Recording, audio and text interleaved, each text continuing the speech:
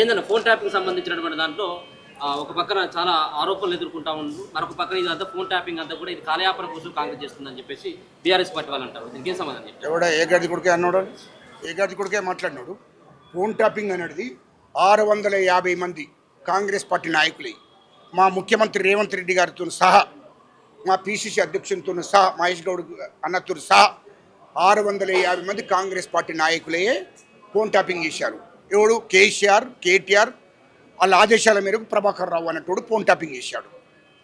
అదేవిధంగా ఇతర పార్టీ నాయకులు అందరికీ కూడా బీజేపీ వాళ్ళై, సిపిఐ వాళ్ళై, అన్ని తెలుగుదేశం పార్టీ అందరికీ కూడా ఫోన్ ట్యాపింగ్ జరిగాయి.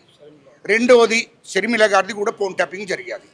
అదేవిధంగా బిజినెస్ వాళ్ళై, కాంట్రాక్ట్లై, బిల్డర్లై, అదేవిధంగా జడ్జిలై, అదేవిధంగా బంగారు షాపు వాళ్ళై, అదేవిధంగా సినిమా ఇండస్ట్రీ వాళ్ళై, సినిమా హీరోలై, హీరోయిన్లై అన్ని ఫోన్ ట్యాపింగ్ చేశారు. ఈ ఫోన్ ట్యాపింగ్ ఎందుకు చేయవలసి వచ్చింది అంటే, వ్యాపారులలో ఈ సినిమా ఇండస్ట్రీ వాళ్ళ ఈ వ్యాపారులు అందరి ఫోన్ ట్యాపింగ్లు ఎందుకు చేసిందంటే, ఫోన్ ట్యాపింగ్ చేసి 100 కోట్లు వసూలు చేశారు. అదేవిధంగా రుజువున్నది.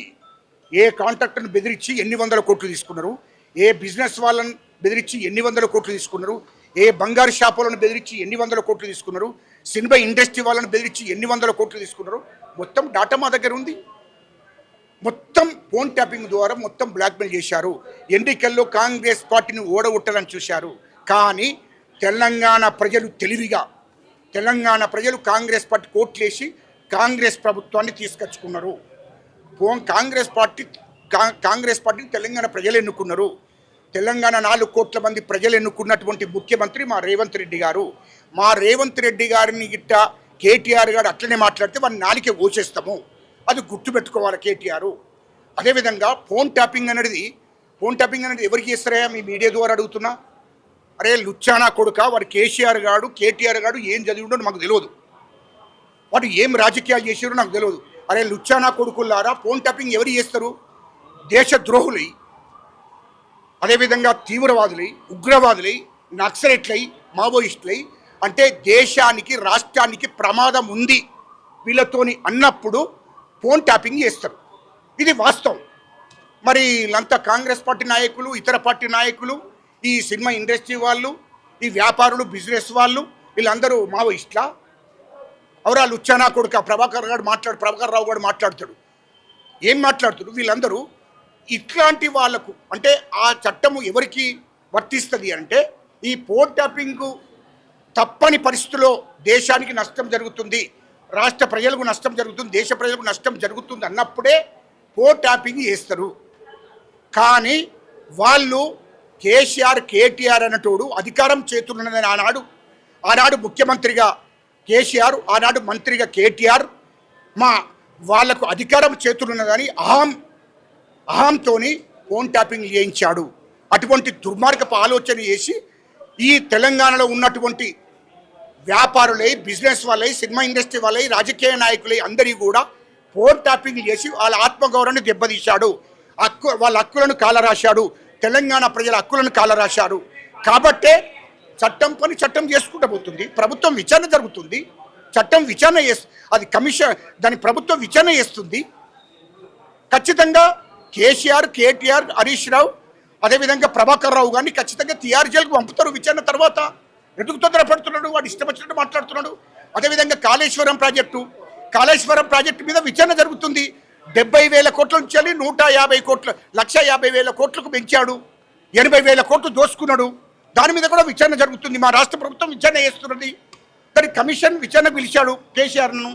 ఖచ్చితంగా ఆ విచారణలో వాస్తవాలు తేలినాక తర్వాత కేసీఆర్ను TR జైలుకు పంపుతారు. అదేవిధంగా కార్ రేసింగ్ అనేది, దాంట్లో ఈ కార్ రేసింగ్ అనేది 150 కోట్లు.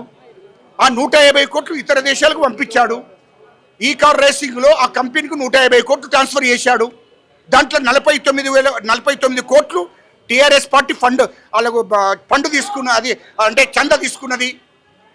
మళ్ళీ ఆ ఎలక్ట్రిక్ బాండ్ ద్వారా వాళ్ళకు 49 కోట్లు TRS పార్టీకి చెల్లించడం జరిగింది. ఇది వాస్తవం కాదా? అంటే ఎన్నికల కోడ్ ఉండగా, ఇంకోటి తెలంగాణ ప్రజలకు తెలవాలి. ఎన్నికల కోడ్ ఉండగా ఎన్నికల కోడ్ను ఉల్లంఘించి 2023లో ఎన్నికల కోడ్ ఉండంగా, అదేవిధంగా రాష్ట్ర ప్రభుత్వ ఖజానా నుంచి డబ్బులు ఇతర దేశాలకు పంపాలంటే ఆర్బీఐ పర్మిషన్ కావాలి, క్యాబినెట్ ఆమోదం ఉండాలి. ఎన్నికల కోడ్ ఉండంగా 50 కోట్లు లండన్కు పంపించాడు కేటీఆర్ అన్నట్టు. ఇప్పుడు మీ ముఖ్యమంత్రి పట్టుకొని జై తెలంగాణ అనలేదు. ఒక్క నిమిషం నేను ఇది పూర్తిగానే బాబు, ఇది పూర్తిగానే మీరు ఎందుకు అదుర్తపడుతున్నాడు? వాడు లుచ్చా నా కొడుకు మాట్లాడితే మీరు ఎట్లా పట్టుకుంటారా? నేను చెప్తా అసలు సంగతి, వాడి సంగతి నా చేతులు ఉన్నది, మీరు తొందరపడకండి. వాడు ఇటేనో 50 కోట్లు లండన్కు పంపించాడు. లండన్ ఎట్లా పంపించాడు ఆ లుచ్చా నా కొడుకు కేటీఆర్ అన్నట్టు? ఎట్లా పంపించాడు? ఎన్నికల కోడ్ను ఉల్లంఘించి, ఆర్బీఐ పర్మిషన్ తీసుకోకుండా, క్యాబినెట్ ఆమోదం లేకుండా ఎట్లా పంపుతాడు 50 కోట్లు? అందుకోసమే దాని మీద విచారణ జరుగుతుంది. అందుకోసమే వాడు భయపడుతున్నాడు, అదుగులు పడుతున్నాడు. ఖచ్చితంగా కేటీఆర్ నిన్ను బీఆర్ జైలుకు పంపుతావురా? ఎందుకు తొందరపడుతున్నావు నువ్వు? మా ముఖ్యమంత్రిని పట్టుకొని ఏంటి మళ్ళీ ఏంటి ఇంతకుముందు ఏమంటివి తెలంగాణ జయ తెలంగాణ ఎవరనలేదు. వాని కేటీఆర్ అనేటోడు వాడు లుచ్చా నా కొడుకు, వాడు దొంగ నా కొడుకు. అరే ఒరే లుచ్చా నా కొడుక, నువ్వేం చదువు చదివినావో నాకు తెలియదు, ఏం రాజకీయాలు చేస్తున్నావో నాకు తెలియదు. రేవంత్ రెడ్డి గారు టీడీపీ ఎమ్మెల్యేగా ఉండగా నిండు అసెంబ్లీలో సీమాంధ్ర మంత్రులను, సీమాంధ్ర ఎమ్మెల్యేలను, సీమాంధ్ర ముఖ్యమంత్రిని మొత్తం దుమ్ము తులిపాడు. మా తెలంగాణ ప్రజలను అవమానపరుస్తున్నాడు, తెలంగాణ ప్రాజెక్టుకు నిధులు విడుదల చేస్తలేరు, తెలంగాణ ఉద్యమకాలను అవమానపరుస్తున్నారు, తెలంగాణ మనకు రాష్ట్రం కావాల్సిందే, రాష్ట్రం ఏర్పాటు కావాల్సిందని నిండు అసెంబ్లీలో మా ఆనాడు ఎమ్మెల్యేగా ఉండి మా రేవంత్ రెడ్డి గారు మాట్లాడాడు.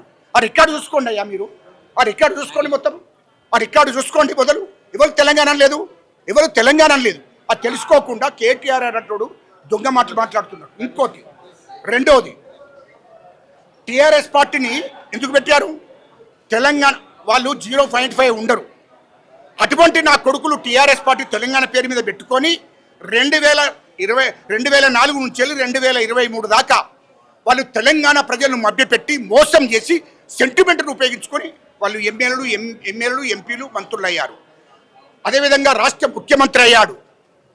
రాష్ట్ర ప్రజలను, తెలంగాణ ప్రజలను అడ్డు పెట్టుకొని ఈ లుచ్చానా కొడుకులు తెలంగాణ అంటుండ్రు. సీమాంధ్ర వాళ్ళతోని 2012 డిసెంబర్ 24 రాసుకోండి మీడియా మిత్రులారా, 2012 డిసెంబర్ 24 అర్ధరాత్రి 12 గంటలకు కేసీఆర్ అనేటోరు జగన్మోహన్ రెడ్డి, ఆనాడు వైఎస్ఆర్ పార్టీ నాయకుడిగా జగన్మోహన్ రెడ్డి ఇంటికి పోయి రాత్రి 12 గంటల నుంచి 3 గంటల దాకా చర్చలు జరిపాడు. ఇది వాస్తవం కాకపోతే కేసీఆర్ చెప్పమనండి. ఎట్లా? ఆనాడు తెలంగాణ ఉద్యమం నడుస్తుంది, మానుకోటలో దాడి జరిగింది. మానుకోటలో 11 మంది ఉద్యమకారుల మీద దాడి జరిగితే వరంగల్ హాస్పిటల్కి పోయినరు, గవర్నమెంట్ హాస్పిటల్ వేసిరు వాళ్ళను. మొత్తం అదే ఇప్పుడున్నటువంటి కౌశిక్ రెడ్డి గారు, ఇదే జగన్మోహన్ రెడ్డి మూలంగా మొత్తం ఉద్యమకారుల మీద తుపాకులు పేల్చారు. మొత్తం మంది మీద కాళ్ళు ఇరుగొట్టారు, రెక్కలు ఇరుగొట్టారు, అందరి మీద దాడులు జరిగిన ఉద్యమకారుల మీద. అలాంటి జగన్మోహన్ రెడ్డి గారి మీద, అటు జగన్మోహన్ రెడ్డి ఇంటికి 2012 డిసెంబర్ 24 తారీఖు నాడు రాత్రి 3 గంటల దాకా ఆయనతో ముచ్చటబెట్టి ఏం ఒప్పందం జరిగింది మీ ఇద్దరి మధ్యలో? ఇది వాస్తవం కాదా? అదేవిధంగా రామోజీరావు గారిని బ్లాక్మెయిల్ చేసి 1,00,000 నాగాల్లో పెట్టి దున్నిస్తాని రామోజీరావు గారిని, ఈనాడు అధినేత రామోజీరావు గారిని బెదిరించి బ్లాక్మెయిల్ చేసి ప్రతి పార్టీ ఫండ్ ప్రతి సంవత్సరం 50 కోట్లు తీసుకున్నాడు. 2014లో అదే రామోజీరావు గారిని బెదిరించి 200 కోట్లు ఎన్నికల ఖర్చు తీసుకున్నాడు. 2014 ఎన్నికల పోటీ చేస్తున్నారు, ఎన్నికలు వచ్చినాయి. 2014లో రామోజీరావు గారిని బెదిరించి 200 కోట్లు ఎన్నికల ఖర్చు కోసం తీసుకున్నాడు.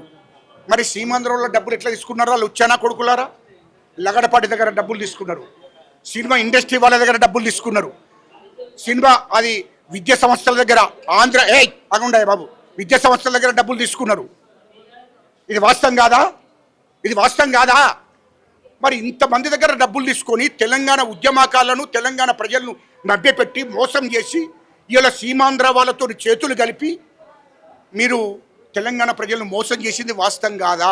అదేవిధంగా మొన్న ఇక్కడ రాష్ట్ర ముఖ్యమంత్రిగా కేసీఆర్, అక్కడ రాష్ట్ర ముఖ్యమంత్రిగా జగన్మోహన్ రెడ్డి ఇంటికి రమ్మని నడింట్లో కూర్చొని భోజనాలు చేసుకుంటా సంబరపడుకుంటా నువ్వు ఆంధ్రను దొయ్యి నేను తెలంగాణ దోత్తరని మాట్లాడుకున్నది వాస్తవం కాదా? ఏమరా లుచ్చానా కొడుక, ఇవన్నీ మాకు తెలివయ్యా? ఎవడరా ఆంధ్ర వాళ్ళకు సపోర్ట్ చేసింది ఎవరు? ఆంధ్ర వాళ్ళ దగ్గర చేతులు కలిపింది ఎవరు? ఆంధ్ర వాళ్ళని కూర్చొని పెట్టుకొని సంబరాలు చేసుకున్నది ఎవడు? ఇప్పుడు అలాంటి ఆంధ్ర వాళ్ళ జై తెలంగాణ అంటారు, మరి ఈయన ఎందుకు నేను ఆంధ్ర వాళ్ళను కాదు, మా రేవంత్ రెడ్డి గారు, ఏ బాబు నీకు చెప్తే ఇన్నరాలేదా? 2008-9లో టీడీపీ ఎమ్మెల్యేగా ఉన్నప్పుడే అసెంబ్లీలో తెలంగాణ గురించి మాట్లాడాడు. తెలంగాణ సీమాంధ్ర ముఖ్యమంత్రిని అక్కడ మంత్రులను వ్యతిరేకించి తెలంగాణ ఇవ్వాల్సిందే, తెలంగాణ ప్రాజెక్టులకు మీరు డబ్బులు రిలీజ్ చేస్తలేరు, తెలంగాణ ఉద్యమకాలను తెలంగాణ ప్రజలను అవమానపరుస్తున్నారని మా రేవంత్ రెడ్డి గారు మాట్లాడారు. అవునా? ఇంకోటి అడుగుతున్నా, ఇంకో ప్రశ్న కూడా అడుగుతున్నా. ఆ లుచ్చగానికి కేటీఆర్ గారికి మీరన్నా చెప్పండి, మీ ద్వారా చెప్తున్నా. అవురా నీ అయ్యా 2009 నుంచి 2014 దాకా తెలంగాణ పార్లమెంటు బిల్ అయ్యేదాకా ఎప్పుడన్నా పార్లమెంట్కి పోయి పార్లమెంట్లో మాట్లాడిండారా? ఒక రుజువు చేయండి రాబాయ్.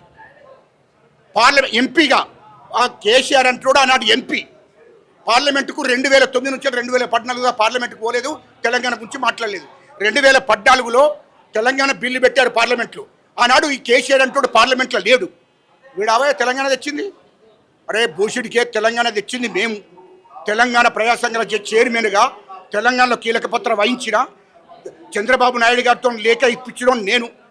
తెలంగాణలో ఆల్ పార్టీ ఎమ్మెల్యేలను ఎంపీలను ఏకం చేసింది నేను. కేంద్ర ప్రభుత్వం ఒత్తిడి తీసుకొచ్చింది నేను. తెలంగాణలో ఉన్నటువంటి ప్రజలందరినీ ఎస్సీలు, ఎస్టీలను, బీసీలను, మైనార్టీలను, రెడ్లను అందరినీ ఏకం చేసింది నేను. ప్రజా ఉద్యమం చేపట్టింది నేను. ఇవాళ తెలంగాణ ఉద్యమాలు చేసిన వాళ్ళు మేము అందరం ఉండంగా నువ్వెక్కడదరా, నీకెక్కడదరా తెలంగాణ అనే హక్కు? 3 లక్షల కోట్లు దోసుకున్నటువంటి కేసీఆర్, కేటీఆర్ అంటే రోడ్డు కూడా తెలంగాణ గురించి మాట్లాడతారా? తెలంగాణ ప్రజల రక్తాన్ని తాగిండ్రు, తెలంగాణ ప్రభుత్వ ఖజానాను ఖాళీ చేశారు, తెలంగాణ ఉద్యమాకాల ఉసురు పోసుకున్నారు. ఈ లుచ్చానా కొడుకులు తెలంగాణ ప్రజల చెమటను రక్తాన్ని తాగిన నా కొడుకులు తెలంగాణ గురించి మాట్లాడే హక్కు లేదు. ఈ నా కొడుకులను ఖచ్చితంగా తిహార్ జైలుకు పంపడం ఖాయం. ఒకవేళ మీరు చట్టానికి సహకరించకపోతే మీరు ఇట్ట తిహార్ జైలుకు పోకుండా తప్పించుకుందామని చూస్తున్నారేమో. కానీ మీరు ఇంతకుముందు అన్నారు కదా మావోయిస్టుల మీద మేము ఫోన్ ట్యాపింగ్ చేసినాం అన్నారు కదా. ఖచ్చితంగా తెలంగాణ ఉద్యమకారులుగా మేమే తుపాకులు పడతాము. ఖచ్చితంగా నేను ఇంటి మీద దాడి చేస్తాము. నీ సంగతి ఏందో తేల్చుకుంటాము. నువ్వు సరిగా చట్టానికి సహకరించి మీరు చేసిన తప్పులు ఒప్పుకొని మీరు లొంగిపోతే తప్ప, మీరు తిహార్ జైల్లో కూర్చుంటే తప్ప మిమ్మల్ని విడిచిపెట్టే ప్రసక్తే లేదు. ఎమ్మెల్సీ కవిత కూడా మాట్లాడుతూ ఉంది, మా అన్నకు మా నాయనకు ఎట్ట నోటీసులు ఇస్తామని చెప్పేసి. అదేవతి అది కూడా అది కూడా మంచిదేనా? అది మొన్న లిక్కర్ కేసులో మన తిహార్ జైలుకు వచ్చింది, దాని గురించి కూడా మాట్లాడితే సిగ్గు అవుతుందా బాబు? తెలంగాణ ప్రజలు ఇజ్జత్ తీసింది, అది ఆడిదే ఉండి లిక్కర్ కేసులో అది కూడా మాట్లాడుతుంది. అది దాని సంగతి చెప్పాలి నేను. మొత్తం చరిత్ర నా దగ్గర ఉంది, బాగుండదు మీకు చెప్తే. ఎందుకంటే ఈమె సంగతి ఏందో మొత్తం తెలుసు. దుబాయ్లో ఎన్ని ప్లాట్లు ఉన్నాయి, ఇక్కడ లండన్లో ఏం కొన్నది, మొత్తం ఆమె ఎన్ని వేల కోట్లు దోచుకున్నదో అదంతా మా దగ్గర ఉందా? ఎందుకు మీరు హైదరాబాద్ చుట్టూ 30,000 ఎకరాలు దోచుకున్నారు. 30,000 ఎకరాల కోసమే ఆనాడు కేసీఆర్ దండి తీసుకొచ్చాడు. ఆ 30,000 ఎకరాల భూమి కేసీఆర్, కేటీఆర్, హరీష్ రావు, కవిత పేరు మీద, బినాం పేర్ల మీద ఉంది. అవన్నీ బయటకు వస్తాయి. ఎందుకు తొందరపడుతున్నావు కవితమ్మ? నువ్వు తొందరపడకు. ఖచ్చితంగా అందరి మీద విచారణ జరుగుతుంది. మిమ్మల్ని ఖచ్చితంగా తిహార్ జైలుకు పంపడం ఖాయం. మీరు మా రేవంత్ రెడ్డి గారిని 12 గంటలు పనిచేస్తుండయా? 18 గంటలు పనిచేస్తుండయా? 18 గంటలు మా ముఖ్యమంత్రి రేవంత్ రెడ్డి గారు ప్రజల కోసం పనిచేస్తున్నాడు. అలాంటి ముఖ్యమంత్రిని పట్టుకొని ఇష్టం వచ్చినట్టు కేటీఆర్ అన్నట్టు మాట్లాడుతుంటే చేతులు కట్టుకొని కూర్చుంటాం అనుకుంటున్నావురా బోషుడికే? నీ సంగతి ఏందో తేల్చుకుంటాము. ఖచ్చితంగా తెలంగాణ ఉద్యమకారులుగా ఖచ్చితంగా నీ సంగతి ఏందో తేల్చుకొని ఇడిచిపెట్టము. అది గుర్తుపెట్టుకోమని చెప్తున్నాను.